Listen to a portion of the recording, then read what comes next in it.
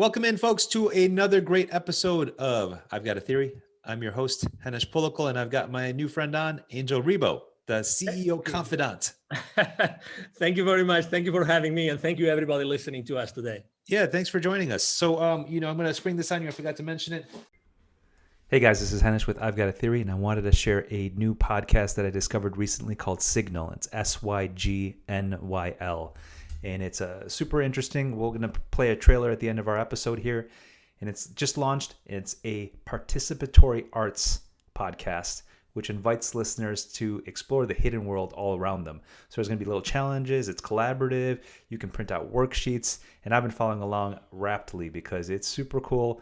It's subtle, and you wouldn't know how into it you can get. And there's already 2 episodes out so far, so I'm rolling with it. Sygnnyl, Signal.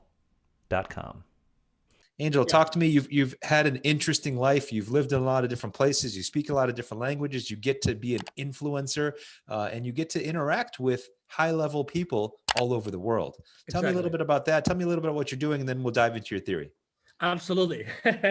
Thank you very much. Yes. So, I happen to be so lucky that although both of my parents were originally from a very humble origin, they asked me, they actually put me through intense foreign language education, both French and English in the beginning. So that really set my life up for, going out to the world. I remember in the 90s living in Spain. I'm originally from Barcelona.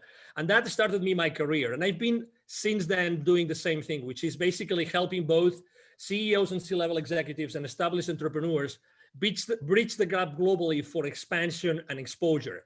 Expansion as in business development, using business development strategies as the excuse for accelerating the growth of their businesses, and exposure as of using specific, tactics and strategies to, marketing strategies to go to those new markets. And very honestly, once you start that journey, you realize that there's not so many differences between going internationally or even going, 2 states more north here in the Union. So everything kind of adds up.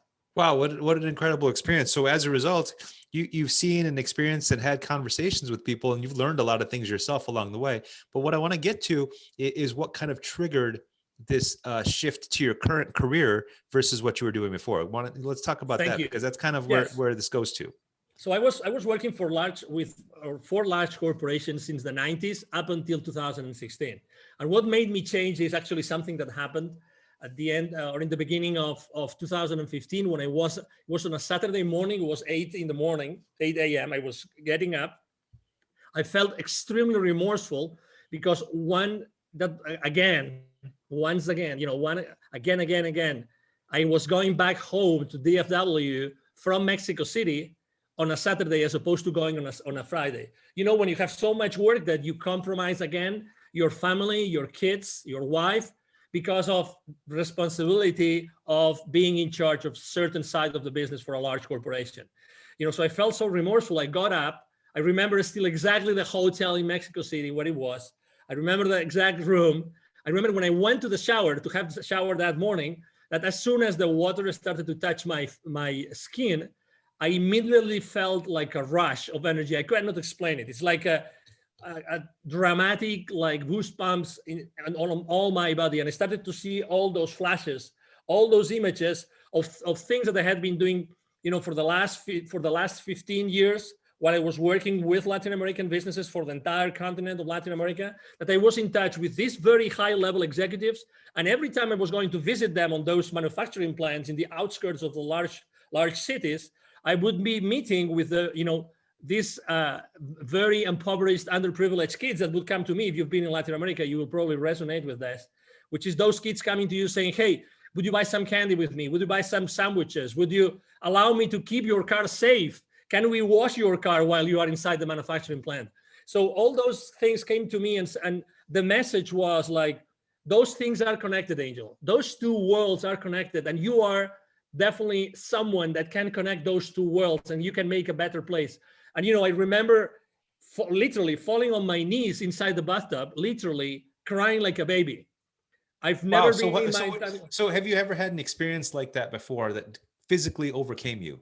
Not as strong as this one. I had a Do you similar think one. anything happened the prior day or the prior week that led up to that, or that kind of primed you for that, or did it come spontaneously? I would say I was exhausted.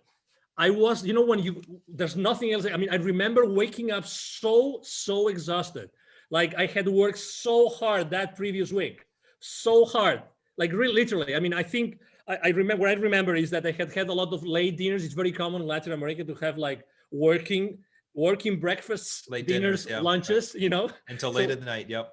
exactly. So, I mean, I eventually, every single day that week, I had worked long hours and it was totally like with no energy. But it's funny how I kind of had to hit rock bottom in order to have that happen to me. That's It's that's a common story, right? For sure. Yeah. Okay. it's funny. Oh, okay. I didn't know. So, but it's exactly what happened, And I remember being very sensitive for the rest of the day. I remember that the gentleman that used to drive me around in Mexico City, I remember that he came, and that day I told him, hey, park your car, come with me, we're gonna have breakfast together. His name is Martin, right? And I started talking with him. I said, it's gonna sound very weird. I don't want to be afraid of the story, because he wouldn't, I mean, we wouldn't talk business or personal life that much, but I started telling him about what had happened. And I remember again going into tears over breakfast. So the entire day, it was in that zone in which almost anything would remind me of my earlier experience that day.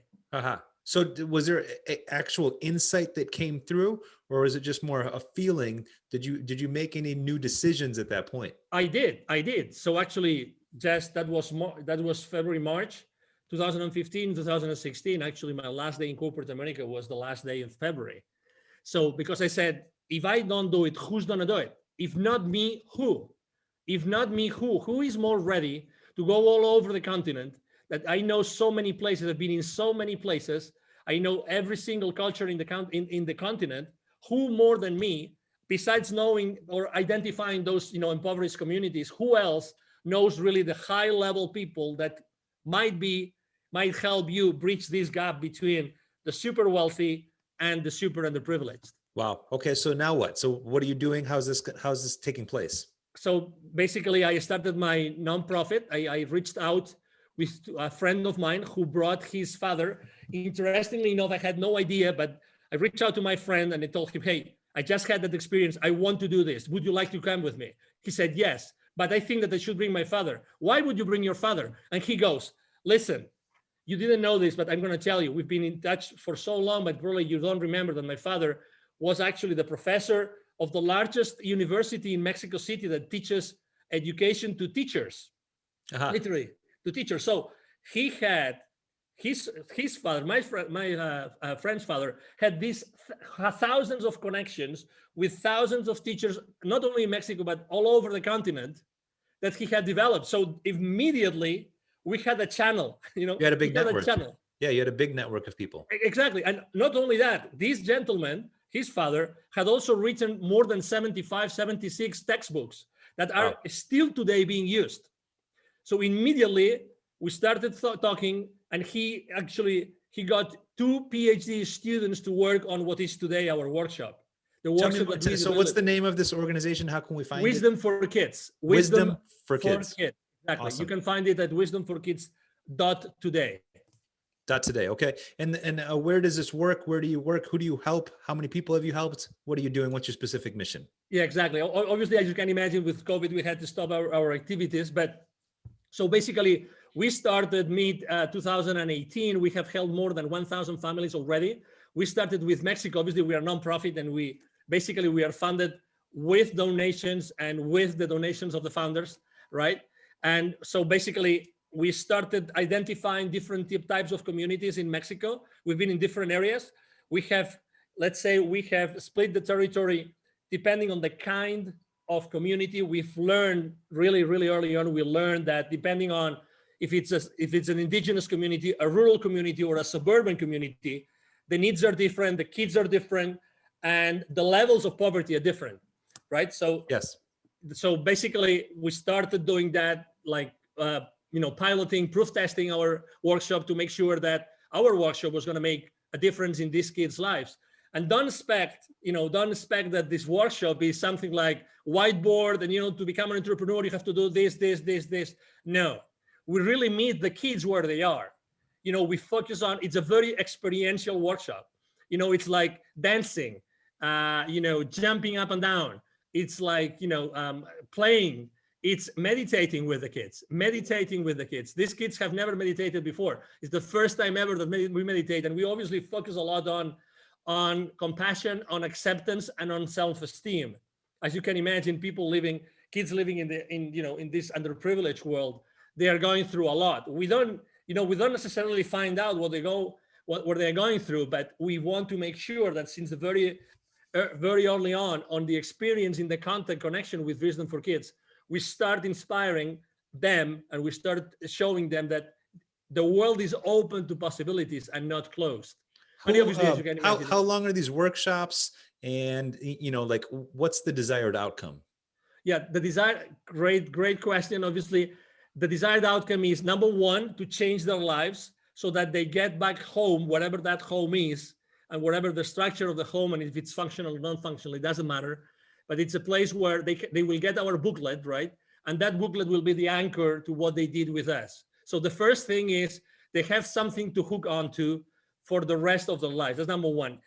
The second one is to identify, the second goal is to identify who of those kids that we just had a workshop with, which of these kids could be the right entrepreneurs for the future, because not everybody, has, let's say, the character to become an entrepreneur. So, I mean, in a workshop, we are literally four people, if not five, literally volunteers, really like screening, obviously without telling anybody. I mean, only telling the community leaders and the parents eventually, but just we are there, making sure that we have a really nice experience together, but also identifying who are the ones that they can become entrepreneurs. The ones that they might have an idea and they are so enthusiastic that they will take action after our workshop.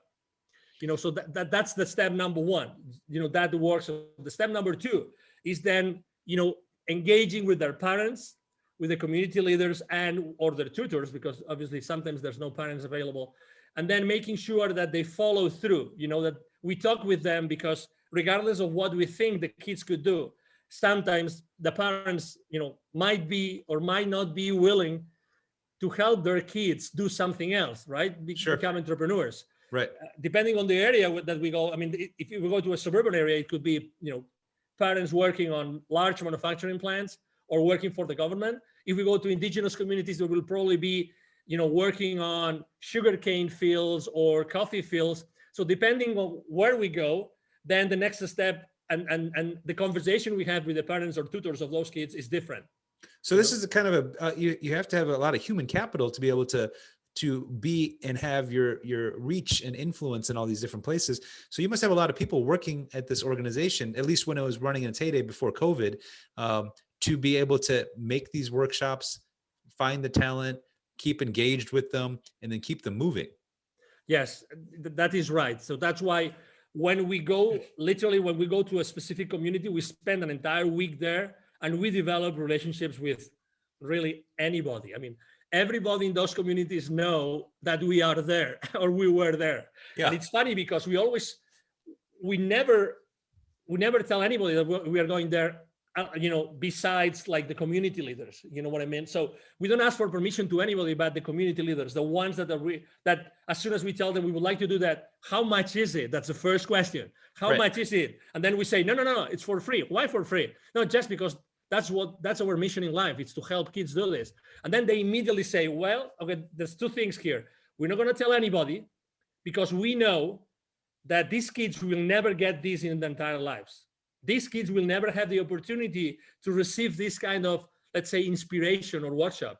So immediately we establish a very intimate relationship with the community leaders because they really want us to be there to do that for their kids, because it's like a once in a lifetime opportunity kind of thing. They really feel like that. So, Angela, this is great. Now, I guess the question is like, you're associated now with the person that teaches the teachers, right? The kind of the teacher university. what's it take to implement this kind of curriculum or these kind of coursework into regular education for kids across the country, across the all the areas that you want to cover? Well, that's a great question. I wish I had an answer for you. My mom is a teacher. She's still alive in Spain. My sister is a teacher. I have a couple of nieces who are teachers. So I know that getting into the, let's say, the syllabus, right?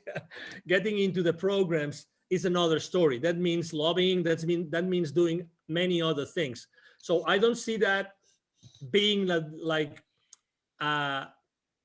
I wish everybody involved in designing the programs on a countrywide, in this case in Mexico and any other places in Latin America, would be open to have these discussions. Meanwhile, we consider ourselves complementary.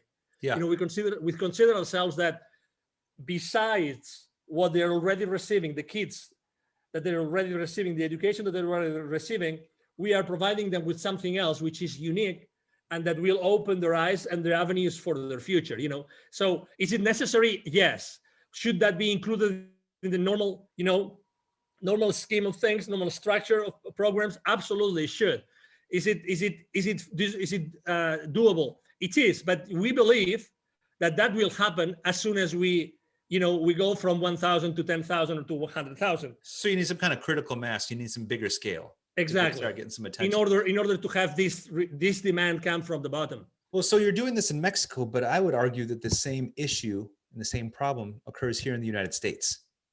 That's a great question. Exactly. I actually want, when you have to be humble with everything that happens around you. I remember one day, one guy on LinkedIn publicly said, "You are such a hypocritical something." I don't remember the exact words, but why are you going to Latin America when you live in Texas and you could be doing that in your backyard?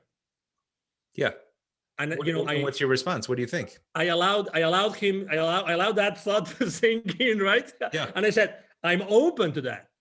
You tell me when. I told him, you tell me where and when, I'll be there. And we'll start that pilot in your area. You tell me when I have to go and I'll be there. Yeah, I mean, and it's true because, just recently another organization reached out to me to help providing some short video and interviews on financial literacy targeted at young people, young millennials, late teenagers, early 20s, because they don't teach that in the United States. It's crazy that they'll give you a credit card at 18 years old. They'll let you vote at 18 years old. They'll let you do all these things, but they don't teach you how to read a credit report. They don't teach you basic finances. They don't teach you what it takes to buy a house or what it takes to get a car loan and what that means for you financially and how to budget properly. And those are some things that you would think would make sense to put into the curriculum of a high schooler. It wouldn't even take that long, right? It wouldn't even take that long. 1, 2, 3, 5 days max to teach all the basic financial literacy skills that you need to not make big mistakes throughout the rest of your life, racking up student loan debt, racking up credit card debt, knowing that there are opportunities. Because, I like watching Shark Tank, and I don't like the fact that so many people think that their idea of being an entrepreneur is limited to being on Shark Tank, right? You got to make some gadget that's made out of plastic and hope you can sell it for millions of dollars. And that's your best way out of whatever rat race that you might be in. That's not the case, right? That's not the case. I agree. And I'm very well connected here in the, entrepreneurs startup, environment here with the Dallas Startup Week, the Dallas Weekends, and the Startup Weekends and these kind of things. And I talk to entrepreneurs very, very often, startups very often, and I couldn't agree more. The reality is that in general, startups and startup employees are not fully aware of the financial consequences, the financial impact, the financial implications of their business decisions. They are not.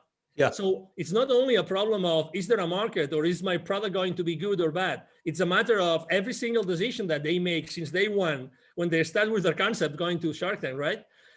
Starting with their concept, are they fully aware that every single decision that they make has an implication? And that, have they been funded or not? It doesn't matter. The initial, seed capital that they have, are they going to use it wisely, taking into consideration the financial implications of their decisions? The reality is not. It's like the elephant in the room, Henish. It's the elephant in the room. It's even in corporations. nobody really wants to talk about financial, obviously the CFOs and everybody in the financial department, but there are a lot of, there are many discussions inside corporations that if they really were able to see their organizations from a set of financial statements, from the eyes of financial statements, things would be completely different. So to your point, I'm very involved here in the school in the school district with my kids as well. And I couldn't agree more. There should be a mandatory, since early on, very early on, in elementary schools about, do's and don'ts, just if it's that simple, do's and don'ts of your financial education, of your financial life. That would be enough. Yeah, and it's tough because I feel like, and I don't know, this is the conspiracy theorist in me.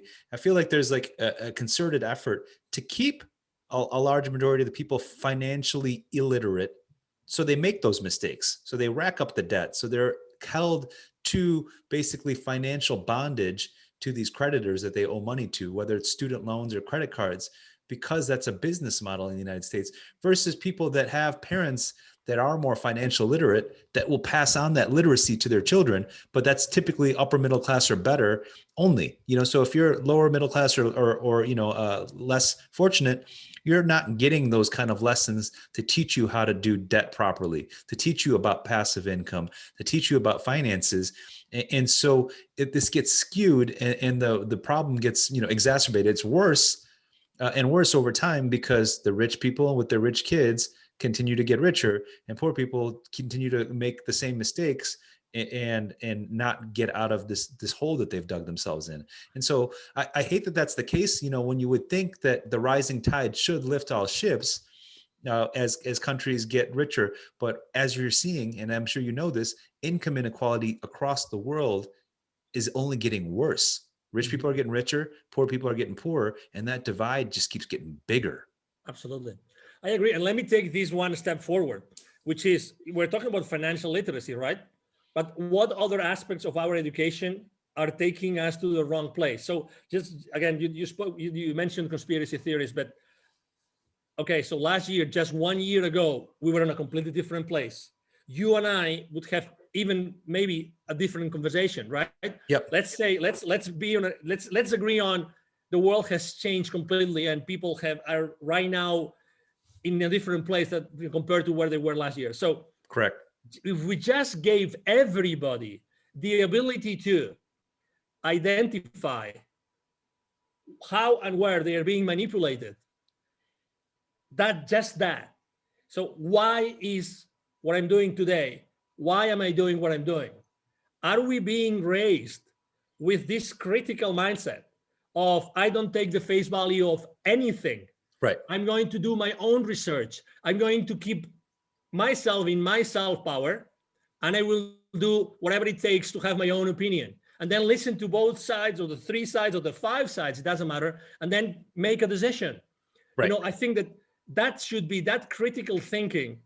It should be, and obviously, well, with finances, it's so obvious, because what is the debt of this country?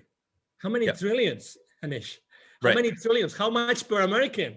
No, it doesn't. They're numbers that don't even make sense. And you're exactly right. I mean, teaching the critical thinking would be the foundation of all of this type of education, right? Question everything, make sure that you understand, make sure you're looking at different viewpoints before you come to conclusions, and do some research, right? Kind of teaching people how to learn is what it takes, because you and I understand this, and we agree that we don't know everything, and we're happy to learn more when we come across something that we don't understand. And I would never claim to be an expert or a master at anything, because I know there's always someone better than me, but I'll claim to be good at some stuff, right? But teaching people how to critically think is the foundation of this, and some people don't. And now we're in an era where it's hard to believe anything. It's hard to believe anything, right? You don't know what's being told to you is true or not. What's being told to you is being manipulated or not. What's the purpose? And as we see, millions of Americans are manipulated in different ways fairly easily, either through social media or through, what's called called doom scrolling, right? You find something bad, and then you go down this rabbit hole, and all of a sudden you start believing that everything is exactly like that, because now you've been fed this information that's been programmed by these online software companies to keep you interested and engaged on that website or that platform. in whatever rabbit hole you've gone down. And this is not even a conspiracy theory. No. I mean, this is proven. This is known. I mean, That's known. Exactly. This is known. I mean, you go and, the Social Dilemma movie, or there's another one which is old already, but it's funny how old movies right now, suddenly they are all so like right on, bang on. There's one. And it's called incredible they're not Line. being censored. It's incredible they're not being censored, because then when you watch it, you're like, aha, I thought something was happening. Now this just somewhat confirmed it. Exactly. Yeah. So again, it's critical thinking. It's like, and you never know, to be open, you are obviously, you very well understand the power of a conversation, right? Because the power of a conversation is just, you never know the amount of possibilities and opportunities they're going to bring to you, to your life, to your business, right? So this is the power of, this is the real power of people.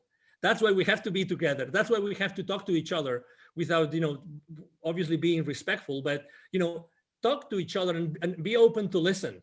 I remember that last year, for instance, I was really in fear in the beginning of what's happening in the world, right, with the virus. And I was thinking, oh my God, what's going on? I don't know. Okay, so first thing, boost my immune system. That's the first thing. And then try to understand what's going on. And I remember that what opened my eyes was a 90-year-old medical doctor who is in a nursing home in Orlando, near Orlando, in Florida, saying, like, he was like extremely thin, like almost like dying, but he was saying so many amazing things that I just believe what this guy was saying, because he had nothing to lose. Mm-hmm. He had nothing to lose, and he said everybody should do this. You should start thinking about the power of seawater. What happens with seawater when you use seawater? You actually should read this document. You should go to the website of this guy. You should talk to this UC Berkeley professor.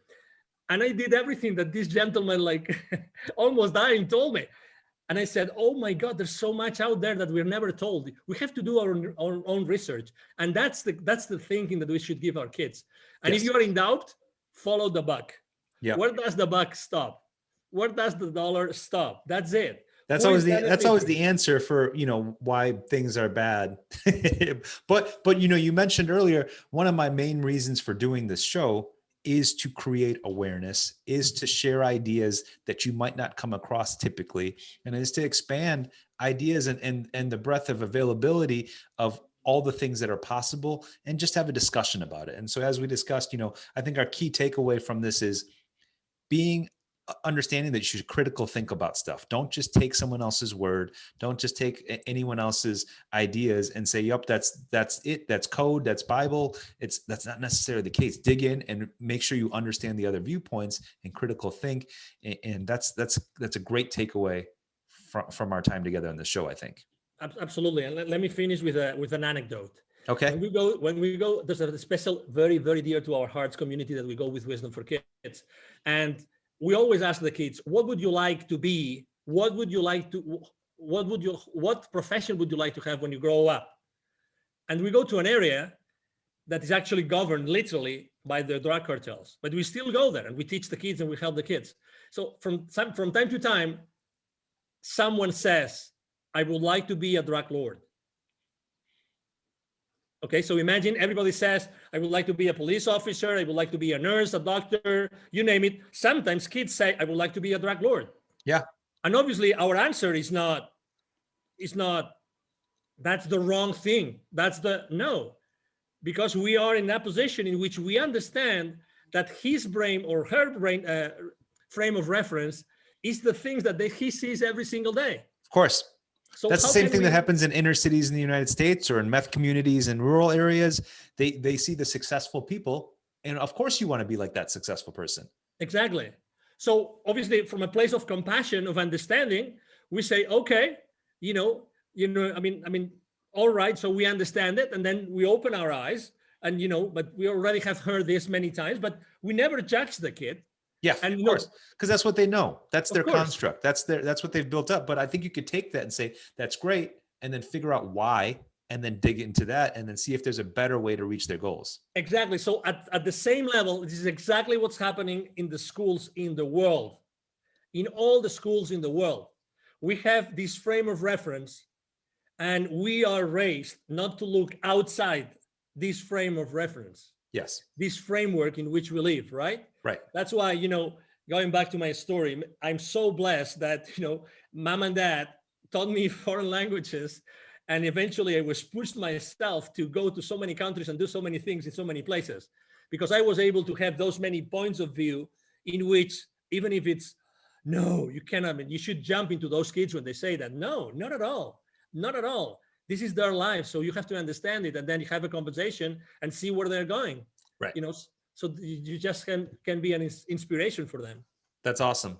Angel, hey, thank you so much for spending some time and talking to me. I really wish the best of success for especially your charity that you're doing, the Wisdom for Kids today. Right. Please let me know when that gets back up and running, because I'd love to get involved somehow. And I think it's a great, worthwhile cause that you're doing. I wish we could do it on a global scale, but hopefully a few people listen to this and start getting inspired to do their own things in their own communities. Absolutely. We all can do this if we want to. It's a matter of willpower. That's it. Of course it is. Yeah. And we don't have to hit rock bottom in the shower in a hotel in Dallas to do that. Exactly. We don't. You don't have to do that, but that's okay. It helps. Well, thank you for joining me. Please like, comment, subscribe to the show for I've Got a Theory, and Angel. Hopefully we get to stay in touch and talk soon. Absolutely. Talk soon. See you soon. And thank you very much to all the audience here listening to us today. Thank you. Thank you. Do not become attached to the signal, for the signal belongs to no one. 3 days from now, you will have an important revelation. Knowing this, there is something I need you to do for me.